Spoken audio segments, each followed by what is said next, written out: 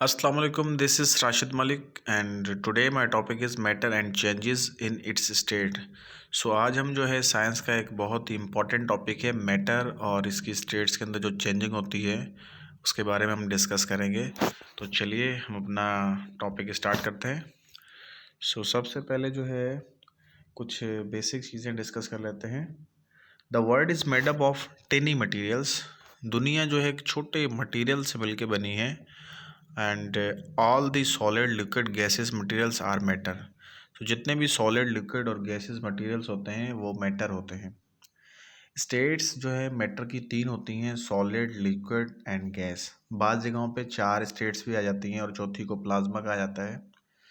लेकिन अगर आपसे ये पूछा जाए एमसीक्यूज़ मिसाल के तौर पे इसी में से आ जाता है कि स्टेट्स कितनी हैं मैटर की, आप लोगों ने तीन करनी है। ठीक है। अभी तक चौथी स्टेट जो है वो बाद जगहों पे आती है, लेकिन इसको जो है तीन स्टेट्स को आपने टिक करना है जब आपके पास इस तरह का कोई सवाल आता है कि स्टेट्स मैटर की कितनी है। मैटर को अब डिस्कस करते हैं कि मैटर क्या है। Matter has mass and occupies space. Matter जो है वो उसको मास होता है और वो जो है स्पेस जो है वो रिज़र्व करता है। उसको हम मैटर कहते हैं।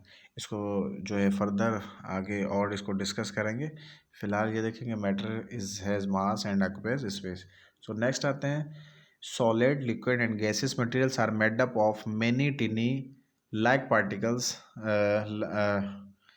The atoms and molecules. Solid liquid और गैसेस जो मटेरियल होते हैं वो एक छोटे पार्टिकल से मिलके बनते हैं जिनको एटम्स एंड मॉलिक्यूल्स कहा जाता है या उनसे ये मिलके बनते हैं। नेक्स्ट है हमारे पास matter. Matter is made up of particles that are atoms and molecules. Matter जो है वो एक छोटे पार्टिकल से मिलके बना हुआ है जो कि एटम्स और मॉलिक्यूल से मिलके बनते हैं। नेक्स्ट है, these atoms and molecules form different forms of matter that exist in different states as solid liquid and gaseous states. ये जो एटम्स और मॉलिक्यूल्स होते हैं ये मुख्तलिफ़ किस्म के जो है मैटर बनाते हैं, फॉर्म्स ऑफ मैटर बनाते हैं, जैसे कि सॉलिड लिक्विड और गैसियस स्टेट्स होती है। नेक्स्ट आते हैं, matter is anything that occupies space having volume and has mass. Matter जो है वो ऐसी कोई चीज़ है जो कि वॉल्यूम जो है वो रिज़र्व करती है, उसके अलावा उसको मास होता है, उसको हम कहते हैं matter. On the other hand, mass is quantity that measure the quantity of matter in particular object, particle or space. जो मास है वो एक क्वांटिटी है, मेजर है क्वांटिटी, यानी कि उसकी कितनी मेजरमेंट है। जो चीज़ हमारे पास, हम कोई चीज़ लेने जाते हैं, बेसिकली कोई चीज़ हम दुकान से ख़रीदने जाते हैं, उसको हम अपने आम लफ्ज़ों में वेट कहते हैं, जबकि वो वेट नहीं होता, वो मास होता है। लेट्स सपोज़ आप 1 kg चीनी लेने जाते हैं तो ये 1 kg जो है वो मास है, वेट नहीं है। और मास और वेट का अगर हम डिफरेंस देख लें तो इसके अंदर मेन दो डिफरेंस हैं, और तो बहुत सारे डिफरेंसेस हैं इसके अंदर। मास जो होता है उसका यूनिट होता है केजी, और उसके अलावा वेट का यूनिट होता है न्यूटन। उसके अलावा जो मास होता है वो स्केलर क्वांटिटी होती है। स्केलर क्वांटिटी उसे कहते हैं जिसको सिर्फ मैग्नीट्यूड हो, डायरेक्शन ना हो। और जो वेट होता है जिसका यूनिट न्यूटन है, ये वेक्टर क्वांटिटी है। ठीक है। और उसके अलावा अगर कोई ऐसा ऑब्जेक्ट जिसका वज़न यहाँ पर ज़मीन के ऊपर अगर 1 न्यूटन है, तो वो दूसरे सियारे पे जाके उसका मुख्तलिफ वेट होगा, क्योंकि वेट का यूनिट होता है mg। और mg का मकसद ये है कि m stand for mass and g stand for gravity.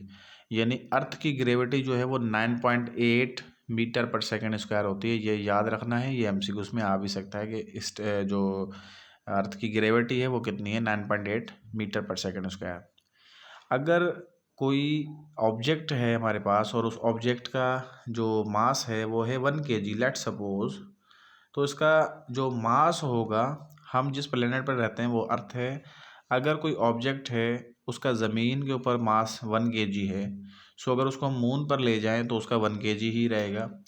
अगर हम उसको जुपिटर पे ले जाएं तो उसका 1 kg ही रहेगा, या उसके अलावा उसको मार्स पे, वीनस पे या किसी और प्लेनेट पे ले जाएं तो उसका मास 1 kg ही होगा, अगर उसका मास ज़मीन पर भी 1 kg है तो। अलबत्ता जो वेट है वो मुख्तलिफ होगा उस ऑब्जेक्ट का, क्यों मुख्तलिफ होगा? क्योंकि हर सियारे की अपनी अपनी ग्रेविटी है। हम जिस सियारे पर रहते हैं वो अर्थ है, और अर्थ की ग्रेविटी होती है 9.8 मीटर पर सेकेंड स्क्वायर।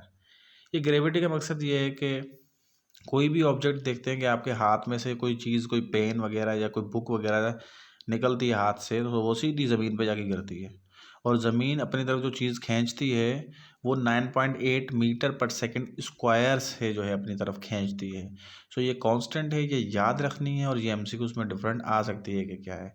सो ये है भाई कि वेट और मास के अंदर डिफरेंसेस क्या हैं। सो मेन 3 डिफरेंसेस हैं, याद रख लें कि इसका वेट का यूनिट न्यूटन है, और वेट का जो फॉर्मूला है W=mg, ये भी याद रखना है। और उसके अलावा मास का यूनिट है केजी। उसके अलावा इसके अंदर केजी के अलावा ग्राम, टन, टन्स में भी इसको मेजर किया जाता है, और उसके अलावा ठीक है मिलीग्राम। और उसके अलावा जो मास है वो स्केलर क्वांटिटी है, और उसके अलावा जो वेट है वो वेक्टर क्वांटिटी है। सो 3 मेन डिफरेंसेस आप लोगों ने याद रखने हैं। सो हम अब नेक्स्ट पर आते हैं, effects of heat on arrangement of particle. भाई हीट का इफेक्ट क्या है पार्टिकल्स के ऊपर और पार्टिकल्स की अरेंजमेंट के ऊपर। सो सबसे पहला पॉइंट है यहाँ पे, matter change from one state to another due to heating. So भाई मैटर जो है वो एक स्टेट से दूसरी स्टेट में चेंज हो जाता है due to the effect of heat. So मिसाल के तौर पे हम जो है किसी चीज़ को, किसी सॉलिड चीज़ को अगर आप उसको जो है हीट देंगे तो वो एक जगह, एक स्टेट से दूसरी स्टेट में चेंज कर जाएगा। बिलफर्ज पानी को बॉयल किया जाता है। सो बॉयल अगर ज़्यादा किया जाता है तो पानी उड़ जाता है, यानी पानी लिक्विड फॉर्म में होता है तो वो उड़ के गैस फॉर्मेट में हो जाता है। देखते होंगे आप आम जिंदगी में भी कि पानी बॉयल होने के बाद पानी कम होना शुरू हो जाता है, क्योंकि वो उड़ जाता है, वाटर वेपर्स की शक्ल इख्तियार कर लेता है, और उस प्रोसेस को एवापोरेशन कहते हैं। सो नेक्स्ट आते हैं, as the matter gains energy it changes states from solid to liquid and from liquid to gases. So next point पे है कि अगर जो है मैटर एनर्जी गेन करता है, सो एक स्टेट से दूसरी स्टेट में चेंज करता है। सो अगर कोई ऑब्जेक्ट आपका या कोई जो है स्टेट ऑफ मैटर जो है वो सॉलिड में है, सो वो लिक्विड में चेंज हो जाती है।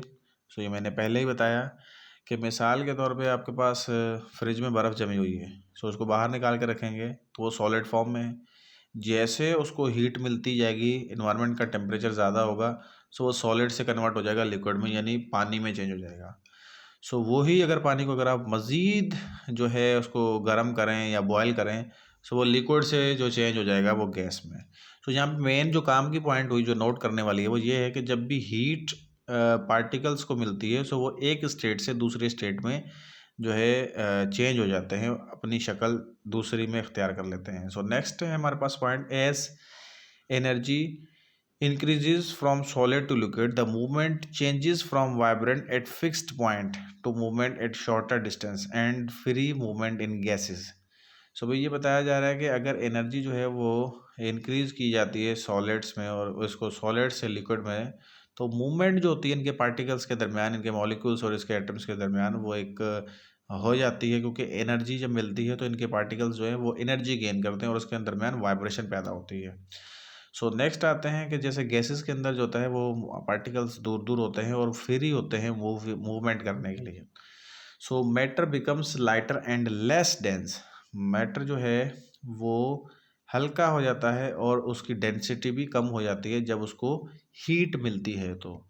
सो नेक्स्ट पर आ जाते हैं, अब हमारे पास हैं states of matter.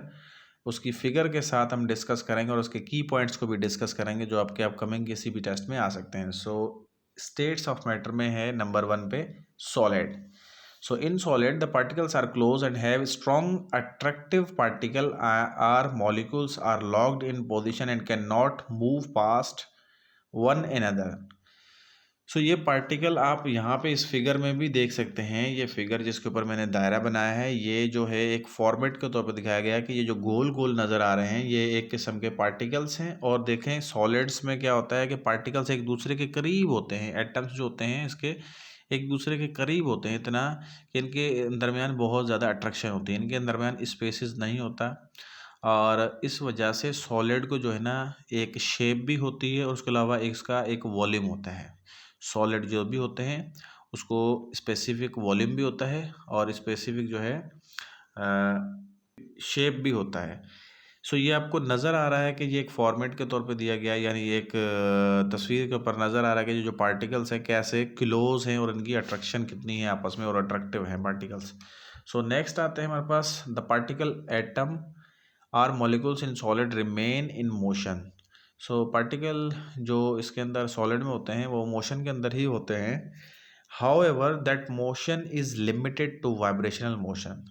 Individual particles or molecules stay fixed in a place and vibrate next to one another. So next आते हैं as temperature of solid is increases the amount of vibration increases but solid retains its shape. So भाई solid की जो अगर आप temperature बढ़ाएं तो उसकी रहती वही शेप है, उनके जो पार्टिकल्स हैं उनके दरमियान वाइब्रेशन बढ़ जाती है और वो वाइब्रेशन करते हैं।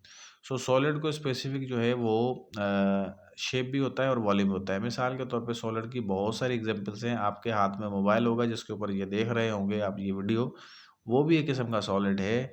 आपके घर पे चेयर, टेबल या उसके अलावा जो भी चीज़ आपको नज़र आ रही है इस सॉलिड फॉर्म में, सो वो सॉलिड कहलाती है। सो नेक्स्ट आते हैं हम in solids the particles are closely packed in place relative to one another then solids have a high density. So next पर आ जाते हैं हम लिक्विड्स। और लिक्विड्स की जो ये फिगर बनी हुई है, सबसे पहले तो हम फिगर को देख लेते हैं। आप फिगर देख लें कि पिछला जो हमने सॉलिड पढ़ा है, सॉलिड के अंदर आप लोगों ने देखा था कि किस तरह मॉलिक्यूल्स जो हैं या एटम्स जो हैं वो एक दूसरे के साथ अटैच थे और उनकी आपस में एक अट्रैक्शन थी, अट्रैक्टिव थे बिल्कुल। सो ये देख सकते हैं कि इनके दरमियान थोड़ा थोड़ा स्पेस है और ये थोड़े थोड़े एक दूसरे से दूर हैं। सो इसी वजह से लिक्विड की जो है वो कोई शेप नहीं होती।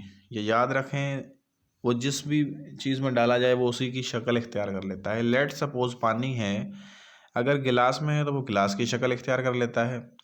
अगर उसको प्लेट में डाल दें तो वो प्लेट की शक्ल इख्तियार कर लेता है। उसको नीचे फर्श पे गिरा दें तो वो जिस तरफ मर्जी चला जाता है, जिस तरफ ढलान हो तो। यानी लिक्विड्स जो हैं, ये तो मैंने पानी का मिसाल दिया है या किसी भी लिक्विड की बात हो रही है यहाँ पे। सो लिक्विड को जो है वो शेप नहीं होती, अलबत्ता उसको वॉल्यूम होता है। ये याद रखना है, शेप नहीं होती इसको और वॉल्यूम होता है। वॉल्यूम का मकसद ये है कि अगर आपके पास पानी है 1 लीटर, तो वो अगर आप गिलास में डाल दें तब भी 1 लीटर होगा, प्लेट में डाल दें तब भी वो 1 लीटर ही होगा। अगर आप उसको किसी तुकस में डालते हैं तब भी वो 1 लीटर ही रहेगा, अलबत्ता वो अपनी शेप जो है वो चेंज करता रहेगा।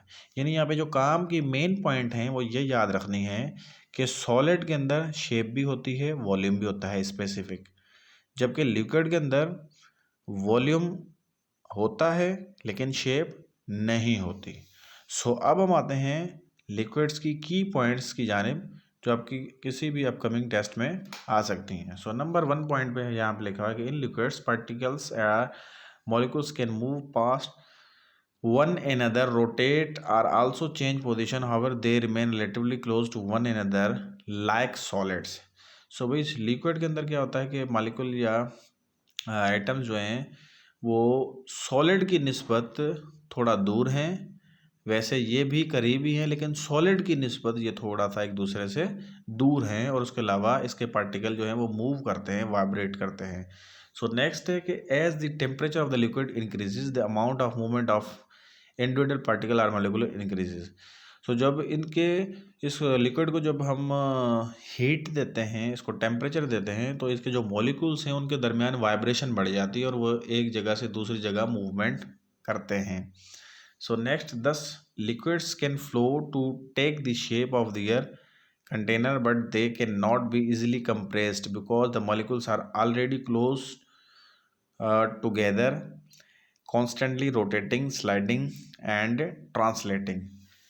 सो भाई ये कह रहा है कि जो लिक्विड्स हैं इसको हम कंप्रेस नहीं कर सकते क्योंकि इसके जो मॉलिक्यूल्स हैं वो काफ़ी एक दूसरे के क्लोज हैं। अलबत्ता सॉलिड की निस्बत जो है ये थोड़ा सा दूर है, लेकिन फिर भी ये गैसेस की निस्बत क्लोज हैं और इसको कंप्रेस नहीं किया जा सकता। सो नेक्स्ट आते हैं they are allowing no space to exit. So next, thus liquid have no shape but a definite volume. So जो लास्ट पॉइंट है इसको मैं स्टार्टिंग में ही अच्छे से एक्सप्लेन किया कर दिया था कि लिक्विड को जो है शेप नहीं होती, अलबत्ता इसे वॉल्यूम ज़रूर होता है। सो वॉल्यूम क्या होता है, सबसे पहले तो आपको वॉल्यूम के बारे में बताना चाहिए। भाई वॉल्यूम उसे कहते हैं जो 3 डायमेंशनल होता है और इसकी जो है यूनिट क्यूबिक मीटर, ठीक है, क्यूबिक सेंटीमीटर, यानी क्यूब दिया जाता है उसके ऊपर। और इसका फार्मूला क्या होता है, length into width into height, यानी इसको वॉल्यूम कहते हैं। मिसाल के तौर पे आप जिस जगह बैठ के ये मेरी वीडियो देख रहे हैं, आप रूम में हैं, सो वो रूम का भी क्या होता है, वॉल्यूम होता है। क्योंकि आप रूम देख सकते हैं कि उसकी हाइट भी होती है, उसकी लेंथ भी होती है और उसकी ब्रेड्थ भी होती है। सो इस तरह जो 3 डायमेंशनल चीज़ें होती हैं वो वॉल्यूम होता है। और आप कोई भी चीज़ स्पेस में भी रखते हैं ना, या मिसाल के तौर पे इन्वायरमेंट में कहीं पे भी मतलब जो है रखते हैं, रूम के अलावा बाहर निकल के कहीं पे रखते हैं, हॉल में या बाहर कहीं गली में, सो वो चीज़ भी जो है आपकी लंबाई में भी होती है, चौड़ाई में भी होती है और उसके अलावा उसकी हाइट भी होती है। सो वो बेसिकली साइंस की ज़ुबान में उसको हम वॉल्यूम कहते हैं। सो नेक्स्ट चलते हैं भाई, इसके बाद हमारे पास है थर्ड स्टेट, जो कि इसका नाम है गैसेस। सो इसको हम डिस्कस करने से पहले मैं आपको फिगर के बारे में थोड़ा सा बताता हूँ और एक्सप्लेन करता हूँ। तो इस फिगर में आप देख सकते हैं कि आपको चेंजिंग नज़र आ रही होगी लिक्विड और सॉलिड से, कि सॉलिड जो है उसके पार्टिकल्स कैसे एक दूसरे के साथ फिक्स और कैसे एक दूसरे के साथ मिले हुए जुड़े हुए थे, और उनके दरमियान स्पेस ही नहीं था, ना उसको हम कंप्रेस कर सकते थे। उसके बाद फिर हमने लिक्विड को डिस्कस किया, उसके जो मॉलिक्यूल्स थे या एटम्स थे वो गैसेस से तो ज़्यादा अच्छे थे, मतलब फिर एक दूसरे के करीब थे और उनके अंदर स्पेस जो है कम था। लेकिन लिक्विड की बनिस्बत उसके अंदर स्पेस था। जबकि गैसेस की जो फिगर आप देख रहे हैं स्क्रीन पर, इसके अंदर आपको नज़र आ रहा होगा कि देखिए कितनी दूर दूर एटम्स या इसके जो मॉलिक्यूल्स हैं वो दूर हैं, यानी इसको कंप्रेस भी किया जा सकता है क्योंकि इसके पार्टिकल्स एक दूसरे से दूर हैं। सो ये बेसिकली इसका फ़र्क है। अब हम आते हैं इसके की पॉइंट्स की जानिब। सो नंबर 1 पॉइंट है, in gases the particles or molecules are far apart and have low attractive force between the particles or molecules। सो इस पॉइंट में ये बताया गया कि गैसेस के जो मॉलिक्यूल्स हैं वो एक दूसरे से बहुत दूर हैं, इसके अंदर लो जो है अट्रैक्टिव फोर्स है, और उसके अलावा इनके पार्टिकल्स के दरमियान जो है वो फोर्सेस कम हैं। सो ये फ्री हैं मूवमेंट करने के लिए, ये कहीं पे भी मूवमेंट कर सकते हैं। एंड नेक्स्ट आते हैं, thus the particles in gases state move around everywhere and collide with one another.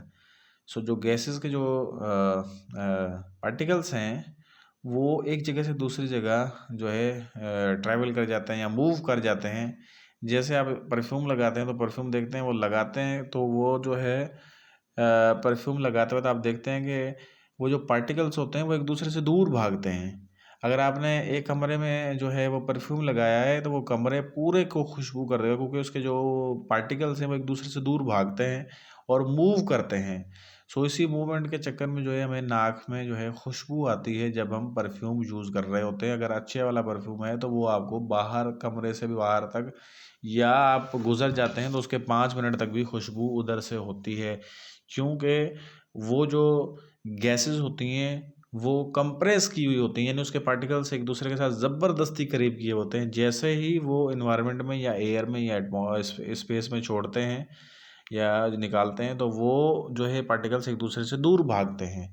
फिर वो जितना अच्छे वाला परफ्यूम होता है उतने पार्टिकल्स दूर तक जाते हैं और वो खुशबू हमें नाक के ज़रिए महसूस होती है। सो नेक्स्ट आते हैं हम, in the gases state molecules move quickly and are free to move in any direction. Gases के अंदर जो मॉलिक्यूल्स होते हैं वो मूव होते हैं क्विकली और एक जगह से दूसरी जगह या किसी भी डायरेक्शन में मूव कर सकते हैं। सो ये डिस्कस हम पहले ही कर लिया हमने।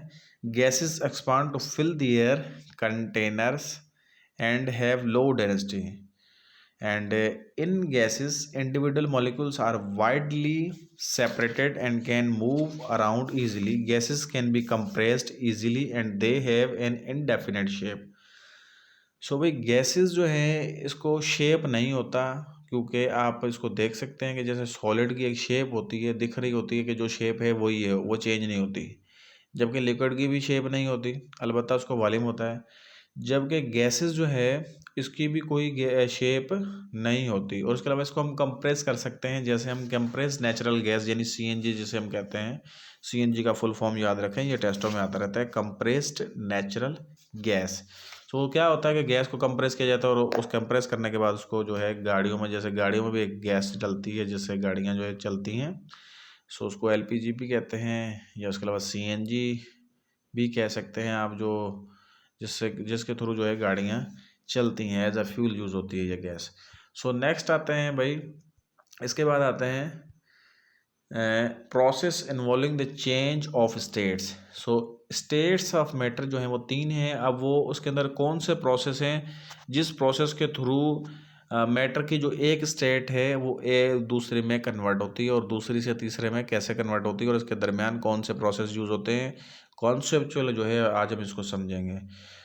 सबसे पहले तो ये 5 प्रोसेस हैं, मेल्टिंग है, उसके अलावा फ्रीजिंग है, बॉइलिंग है, एवापोरेशन है एंड कंडेंसेशन है। ये प्रोसेस हैं जो कि स्टेट्स ऑफ मैटर की चेंज करने का बायस बनते हैं। सबसे पहले हमारे पास एक पॉइंट है, on heating the particles in the ice cubes will gain energy and move faster and change to liquid water. भाई किसी भी मिसाल के तौर पर ये पानी का मिसाल लिया गया कि हमारे पास सॉलिड वाटर है। सॉलिड वाटर का मतलब होता है कि बर्फ़, यानी बर्फ़ जो है वो आप देख सकते हैं कि वो सॉलिड फॉर्म में है। जैसे ही उसको एनर्जी मिलती है, हीट मिलती है, तो वो अपना जो है सॉलिड से लिक्विड में चेंज हो जाती है। यहाँ पे हमारे पास ये क्या हुआ, इस प्रोसेस को हम कहते हैं मेल्टिंग। यानी कि वो जो आपका सॉलिड वाटर था यानी बर्फ़ थी, उसको जैसे ही एनर्जी मिली, हीट मिली, वो कन्वर्ट हो गई किसके अंदर, मेल्टिंग के अंदर। उसके बाद हम आते हैं, the ice cubes will convert to water if heating is continued, the water will gain more energy, the temperature will rise at a point and it will boil. भाई अगर उसी आइस क्यूब्स यानी कि बर्फ़ के जो टुकड़े होते हैं उसको अगर हमने टेम्परेचर दिया तो वो लिक्विड फॉर्म में चेंज हो गया, पानी में चेंज हो गया। अगर उसको हम पानी और मज़ीद मतलब पानी को जो है वो एनर्जी देंगे तो वो बॉयल होना शुरू हो जाएगा, उबलना शुरू हो जाएगा। उसको हम कहते हैं बॉयलिंग। उसके बाद करते हैं कि अगर जो है उस पानी को और मज़ीद बॉयल किया जाए, लेट्स सपोज़ उस पानी को और ज़्यादा बॉयल किया जाए, बॉयल होने के बाद वो पानी उड़ना शुरू हो जाता है, आबी बुखारात में चेंज शुरू हो जाता है होना, और वो लिक्विड से फिर गैसेस स्टेट में आना शुरू हो जाता है। तो इस प्रोसेस को जो है एवापोरेशन कहते हैं। ये इस स्टेप के ऊपर मैं आ जाता हूँ, इसको हम कहते हैं एवापोरेशन। वाटर वेपर्स में जो है ये चेंज हो जाता है। अब आते हैं, अगर हमारे पास लिक्विड वाटर है, लिक्विड वाटर में से वो सॉलिड वाटर यानी बर्फ़ में कैसे चेंज होता है, फिर उसको जो है हम एनर्जी उसमें से रिलीज़ होती है, एनर्जी निकलती है, तभी वो लिक्विड में से सॉलिड में चेंज होता है और इस प्रोसेस को कहते हैं फ्रीजिंग। एंड उसके बाद आता है हमारे पास है, if the water vapours are cooled, जो वाटर वेपर्स हमारे इन्वायरमेंट में होते हैं वो उनका टेम्परेचर ज़्यादा होता है। जैसे ही उनका टेम्परेचर कूल होता है, कम होता है, तो वो अपना वापस गैसियस स्टेट में होते हैं ना। जैसे आप जिस जगह बैठे हुए ये मेरी वीडियो देख रहे हैं, हो सकता है इधर भी होंगे, और हो सकता क्या, अलबत्ता 100% इस एटमॉस्फेयर में भी आपके पास एक वाटर वेपर्स होंगे जो आपको नज़र नहीं आ रहे होंगे। जैसे ही उनको टेम्परेचर कम मिलता है वो कन्वर्ट हो जाते हैं आपके वाटर के अंदर। गैसियस स्टेट से अगर कोई चीज़ वापस लिक्विड स्टेट में चेंज हो तो उस प्रोसेस को कंडेंसेशन कहते हैं। अगर कोई चीज़ लिक्विड से गैसेस स्टेट में चेंज हो तो उसको एवापोरेशन कहते हैं। एवापोरेशन और कंडेंसेशन दोनों एक अपोजिट प्रोसेस हैं। एक दफ़ा दोबारा रिवाइज करता हूँ। एवापोरेशन उसे कहते हैं जब कोई state of matter liquid form में हो और वो गैस फॉर्म में चेंज हो जाए तो उसको एवापोरेशन कहते हैं। जबकि कंडेंसेशन उस प्रोसेस को कहते हैं जब आपकी कोई गैसेस स्टेट हो और वो वापस लिक्विड स्टेट में चेंज हो जाए, उसको कंडेंसेशन कहते हैं। इसके बाद हम आते हैं, एक पिक्टोरियल डायग्राम है जिसके अंदर सारा कुछ डिफाइन किया गया है। एक नज़र जल्दी से मैं इसको दोबारा से रिवाइज कर देता हूँ जो भी कुछ अभी हमने पढ़ा है। अब ये आपके पास एक सॉलिड वाटर की हेडिंग लगी हुई है और ये दिखाया गया है, जस्ट एक समझ लें कि ये बर्फ़ का टुकड़ा है। जैसे ही इसको एनर्जी मिली, एनर्जी मिलने के बाद ये प्रोसेस आप देख सकते हैं यहाँ पे लिखा हुआ है मेल्टिंग, यानी जैसे इसको एनर्जी दी गई तो ये वाटर किस में चेंज हो गया, लिक्विड वाटर में। यानी ये बर्फ़ थी, इसको इसको एनर्जी मिली तो ये वाटर में चेंज हो गया, इसको कहते हैं मेल्टिंग। अब आगे आते हैं कि अगर हम इसको और मज़ीद एनर्जी दें लिक्विड वाटर को, तो ये चेंज हो जाता है एवापोरेशन में। यानी एवापोरेशन प्रोसेस वो होता है जब आपका पानी उड़ना शुरू हो जाए आबी बुखारात में, यानी माहौल में चला जाएगा, एनवायरनमेंट में चला जाएगा आपका पानी वाटर वेपर की सूरत में। अब यहाँ पे जो पॉइंट्स याद रखनी है एग्ज़ाम के हवाले से, कि जब मेल्टिंग होती है तब एनर्जी मतलब एनर्जी गेन की जाती है। और उसके बाद वाटर, लिक्विड वाटर होता है, उसको और ज़्यादा एनर्जी दी जाती है, उसको और ज़्यादा हीट किया जाता है, तो क्या होता है, वो एवापोरेशन प्रोसेस कहलाता है, जिसके अंदर लिक्विड वाटर जो है वो गैसेस फॉर्म में चेंज हो जाता है।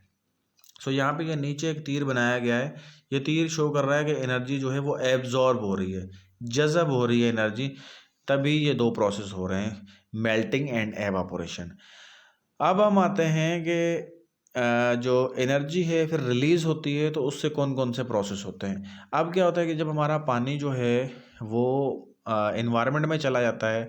अब आप मिसाल के तौर पे, एक मैं आपको बिल्कुल आम ज़िंदगी का मिसाल देता हूँ, अगर आप कोई यख ठंडी बोतल लेकर आते हैं फ्रिज से, सो उसको 1 मिनट अगर आप रखते हैं टेबल के ऊपर, तो आप देखते होंगे कि उसके इर्द गिर्द पानी लग जाता होगा। अब वो पानी कोई जादू से नहीं आता, होता कुछ ये है कि बोतल का टेम्परेचर बिल्कुल कम होता है, और जो आपके एनवायरनमेंट में, वहाँ जो एटमॉस्फेयर में जो पहले से ही पानी गैस की फॉर्म में होता है, वो इसको चिपक जाता है और वो वापस चेंज हो जाता है लिक्विड फॉर्म में।